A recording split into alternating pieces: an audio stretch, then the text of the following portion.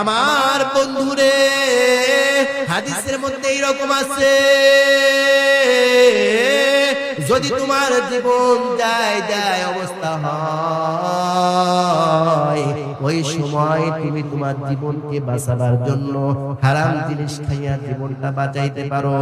আর যদি তুমি না খেয়ে জীবন দিয়ে দাও, এটা হলো ইসলামের অন্যতম একটা আদর্শ তোমার মধ্যে থাকলো। হযরত আব্দুল্লাহ ইবনে হুযায়ফা রাদিয়াল্লাহু তাআলা আনহু ডাক দিয়ে বললেন, আর 1 মিনিটের মধ্যে যদি এই খানা এখান থেকে সরায় না দাও, আমি সমস্ত প্লেটগুলো ভেঙে দেব। আব্দুল্লাহ ইবনে হুযায়ফা ডাক দিয়ে বললেন, হে রুমের বাদশা, জলদি করে এই খানা এখান থেকে নিয়ে যা, আমি নবীর সাহাবী আব্দুল্লাহ ইবনে হুযায়ফার জীবন চলে যাবে, এই শুকরের গোশত আর মদ খাবো না।